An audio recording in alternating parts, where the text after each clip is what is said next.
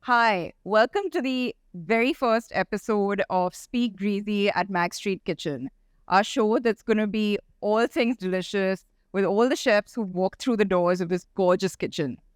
So I thought, who better to kick off this season than my partner in crime, or I should say rather food and drink and all things delicious, Jay Yousuf, who actually is really the brains behind this space. And we're going to deep dive into how this madness all started. So welcome to Speak Greasy, Jay. Thank you for making the time for me. This Magazine Street Kitchen is a baby that I guess one of our second baby after the table, which happened about 7 years ago. Back in 2016 is when it opened. But it was a good 2 years before that the space was first encountered by us. So take us through that moment. I hope you can still remember that. It's almost 9 years now, but take us through how you ventured into the space the very first time. I had heard of this compound. I'd never been to this compound. And one day, your dad, Gauri Devidayal, just mentioned to me that, hey, I have this space. I don't know what to do. And do you want to check it out? So I said, yeah, let's go tomorrow. Let's check it. I want to see it. And more, I was interested in checking out your ancestors' this compound. Yeah. So by the way, my grandfather and prior generations to that started Devidayal Stainless Steel, which was, I think, the country's foremost producer of stainless steel utensils for the home. And that's a story for another day, but that happened right here in this compound. So when we came, we walked into the space. The space was nothing like what it is today, but there was a beauty. But it was pretty much a dump, though. Dump, yeah. When you just walked into the space, it was very inviting. Some of the spaces, that space will talk back to you. In second, you will know what you want to do, whether this space will work out or not. So when I walked in and I saw this space, this beautiful space, I do remember there's beautiful columns all over, and the high ceiling, which is about 15 and a half feet. And there was a little bit of a brick exposure also. Some of them had dilapidated walls. And I said, wow, what a beautiful space. We have to do something. He was about to sell this space. And he was not happy, but he didn't know what to do with this space. And I said, I do have an idea, and it is related to our industry. No, I'm not opening a restaurant here. And he said, okay, so it's yours. So do whatever you want, have fun. I went back in time in my San Francisco days. Basically, I have been to a lot of these places like this, underground dinners. Back in time, you used to get that last messages on your phone saying that where the address is, and then you make it there. So that came into my mind. Then New York, Meat District, that came right just, Meat Package District, that came right away into my mind. And I said, yes, that's what it is. It's not going to be a restaurant, but we'll make a space so inviting, and whatever there's a lack in the city, Bombay city, like training, whether it's workshops, all that started running into my head. And I said, that's what we're going to do. So I'm going to give some context to people, because obviously Ray Road isn't a place that's usually on anyone's beat. And I think that's where that question of, what are you going to open a restaurant here? And the surprise at the idea of that came because, Ray Road is this very industrial area. There's these large warehouse spaces. It's sort of this eastern part of central Bombay on the harbor, and not really somewhere that people go to, right? So this compound is it's a treasure trove, I think, of hidden treats, and these are the kind of compounds. There are a lot in Bombay where small scale industries are. It's interesting because I think the way any city, like you mentioned, meatpacking, and I know like Shoreditch in London, like a lot of areas which were quite sort of not undervalued but forgotten in a way, and they've it's where the city kind of moved, or because it was cheap real estate, and so someone took a punt and did something there, and then that and then when, like, if that takes off, then it draws. Yeah, a lot of cities. I mean, when places like this, which have been ignored for a very long time, and later on they regentrified. It almost becomes like really expensive real estate in a way, like even like Portobello, like in London, wasn't somewhere that people would go, and like today it's like some of the most expensive real. Yeah, remember when we were walking around in Singapore, and there are some places like this which they have brought back, and there's so many restaurants and cafes, and it's a new kind of location which has become big time for the dining. So before we get into, talking more about what's in the kitchen, I know a lot of people ask why it's called Magazine Street. And in fact, it's really funny because people have messaged me on Instagram saying that, hey, if you're considering writing about this, we'd like to pitch a story. And I'm like, I don't have a magazine. It's called Magazine Street Kitchen for very different reasons. So in Hindi, the area is known as Daru Khana. And which is ironic because that's what Magazine Street Kitchen is all about, which is daru and khana. But that's not what the original meaning is, right? So daru is gunpowder, and khana is that in the gun and rifle, the spot where you load your bullet, I mean gunpowder into. That's khana. Khana means it's a space, area. Yeah.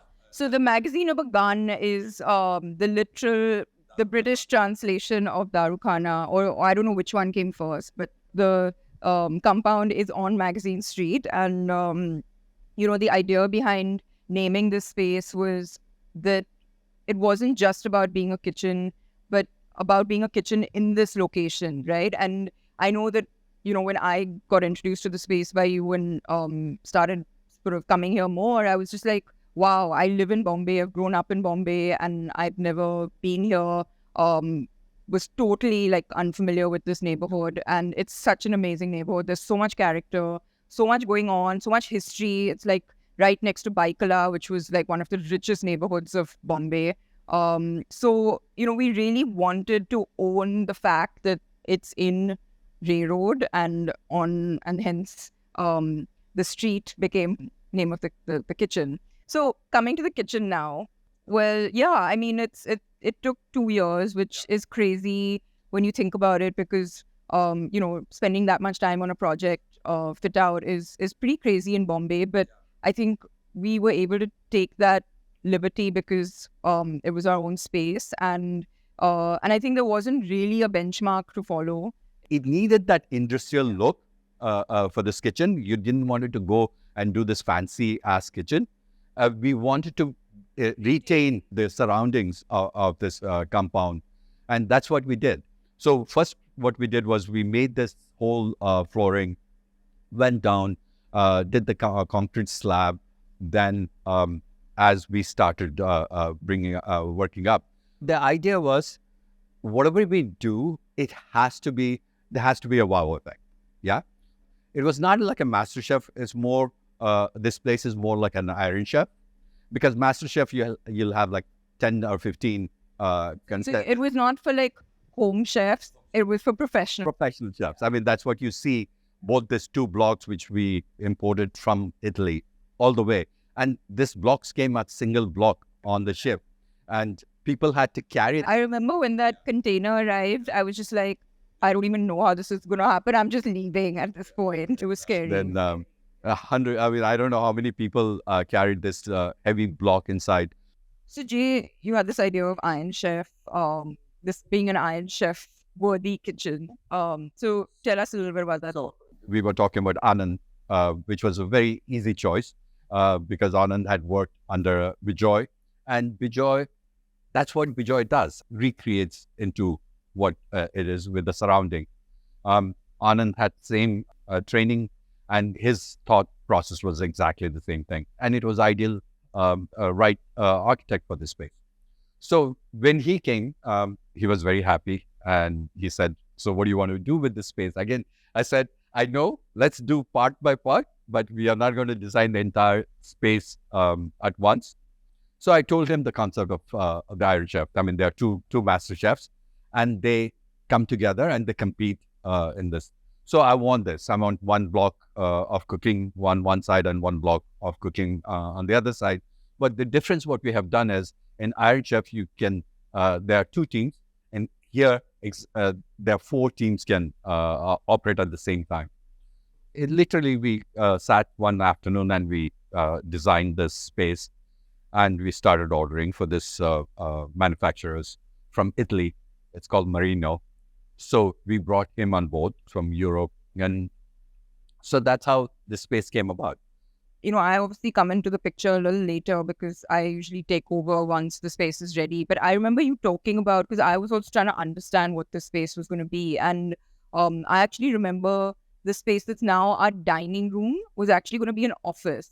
Yes. And we were like, oh, free rent, like let's move our office here and use that expensive real estate for something else. And we were like, oh, we'll just move the desks and all out of the way if we ever need to have a dinner, which will happen once in a blue moon. So it's fine. We'll make this our office. That was the original plan. And of course, no. Actually, it was not the original plan, because I wanted to keep that dining happening till the end. So you were keeping it from me as well. Also, no, because it was not an easy process, because everyone will have the same question, right? Who's going to come here? It now feels like it's a space that we call, where you can come for dinner and a show in a way, because it's this beautiful open kitchen rather, where you can really see what the chefs are doing, and not just once or twice through the distance, but very much immersed into the process, because you also have to enter the space through the kitchen. You walk in through the kitchen. And I still remember this, that when we first started doing workshops here, a lot of the people who would attend had never worked with professional equipment. It was always home equipment set up. But I think the idea of understanding the potential of what you can prepare if you work in a professional setup was exciting on a whole new level for people who are real cooking enthusiasts. And so I remember those reactions very clearly. But like you mentioned, because of the high ceilings here, this space actually became very conducive to film shoots and ad shoots. And we've had a bunch of very exciting shoots. And I know one of them was when I was particularly excited was when Saif Ali Khan was shooting for the Hindi version of Chef.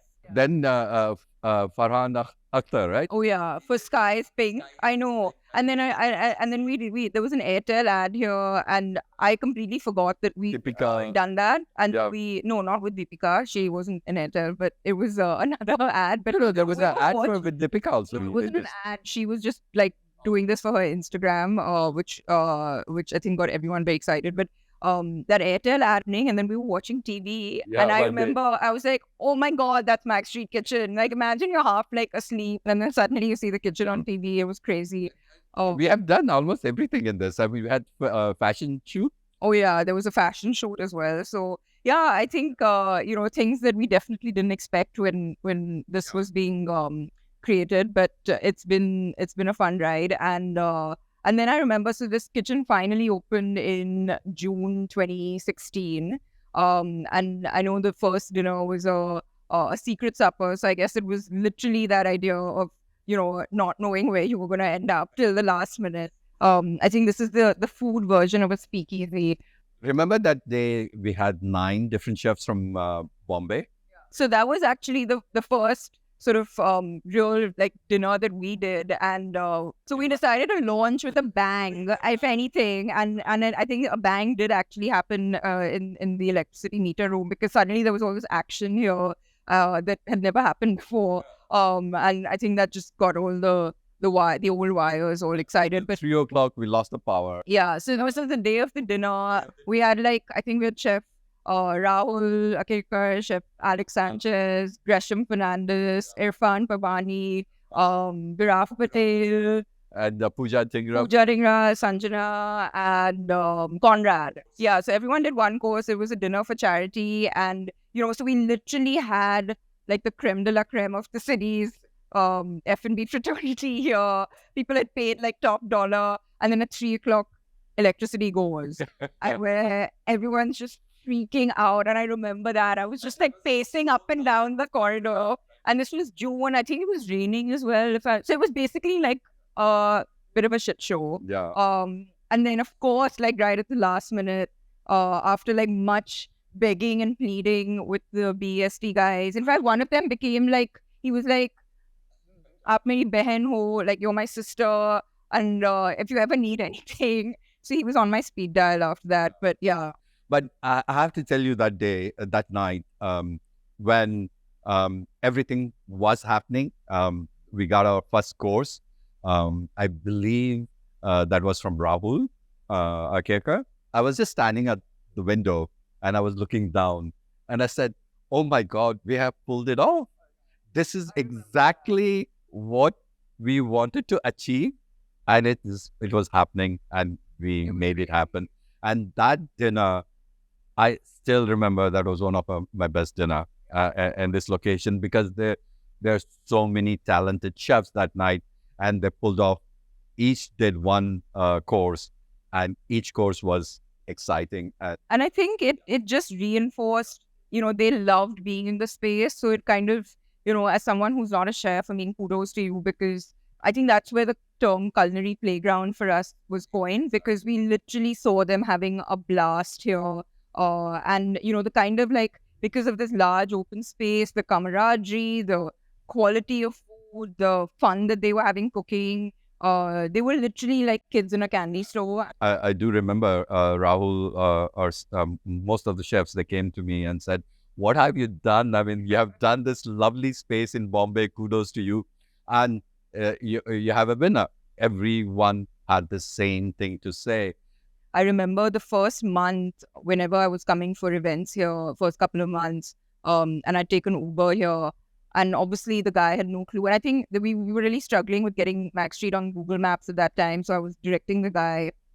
And, I told him here, and he was like, "Are you sure this is where you want?" And I was just like, "Yes, just drive. Like, I know where I'm going." And then he was like, when it was dark, because this area is obviously, not exactly buzzing at night. So it's very like, not much street lighting. And, as he was getting closer, he was like, "Are you sure? Like, madam, idhar kya hai? And, like, what's over here? What are you going to?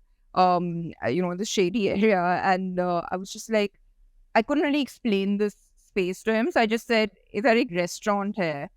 There's this restaurant here." And he said, in Hindi, he said, "Aajkal kahan log restaurant khol dete hain," right? Like, basically, like now people just open restaurants, like, in God forsake. And I was just like, "Guy, like, buddy, just do your job and drive. I will take care of the restaurant part." But it brings me to this point of like, I just called it a restaurant for want of knowing how to explain it to him.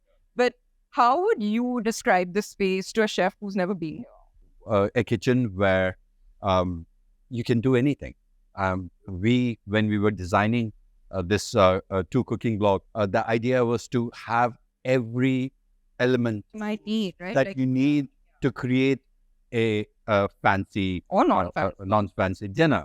So if you walk around in this space, there is everything. We have a tandoor, we have a wok, we have mass production thing. So Jay, another thing is this beautiful kitchen is also home to a bakery. It was originally just a production center for table, and we moved the production from the Tables Prep Kitchen to the Mac Street Kitchen because there was just more space. But at some point, we launched a business and a brand and started supplying breads, beyond just ourselves. Where did that idea come? No, that was not that was not a part of the idea when I was thinking about it. We wanted that set up for our table and whatever the growth, if we are doing any different restaurants. So when we had this whole space, I mean, that was a great thing. Our thinking was to go B2B, because there's a lot of restaurants and cafes, they don't have good breads or pastries. No, and also to, I think, use the space because it was so event driven and Exactly. And there is not every day you have even, yeah. exactly. So I think the idea was to try and generate revenue from this space on a more consistent basis, rather than be depending on, while it may have been rent free or whatever, it was a lot of investment that went into it. And the idea was just to try and generate. That time, the only reason I was not so sold on that idea because logistic part of it. Every time I felt like logistic and getting paid because No, with any B2B like logistics, and credit period, etc., is definitely a challenge. But so we had implemented. We are doing very successfully supplying to different cafes, but I wanted that to be B2C. So I was looking for a reason. well, you got your answer right when COVID hit, and of course, it's essentially, when lockdown happened and all the restaurants, which were essentially our clients, closed. We didn't really have a choice but to pivot. You got all your prayers answered.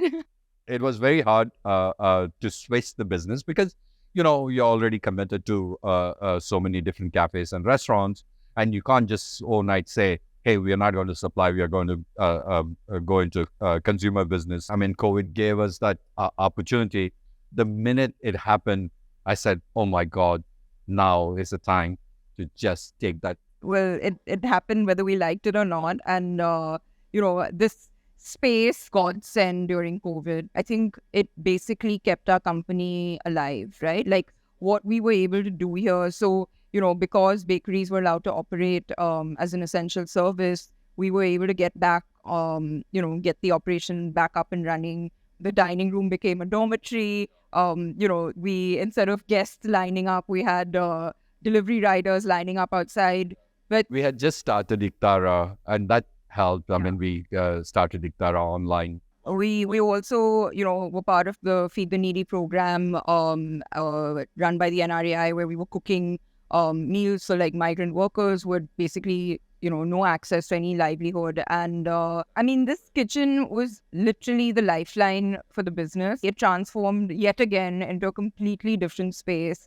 And I have to say, like, as someone who's not a chef, who doesn't have a cooking bone in my body, as you know, there's something about the space, right? You talked about that first meal when you had that first course here, and you just felt this rush and you felt this sense of satisfaction. I mean, I'll be honest, I still get that when every meal that the opportunities that we get to do our post expat or Indian chef and have that meal that night is just wonderful. I don't think it's about us taking credit or anything. I think this space has become a platform for a lot of chefs who may not, who have incredible talent, but may not have a restaurant space to showcase that talent. It's given them that voice. It's given them an opportunity to get people to try their food. And I'm really proud of, I think, what this space stands for and, how it makes both diners and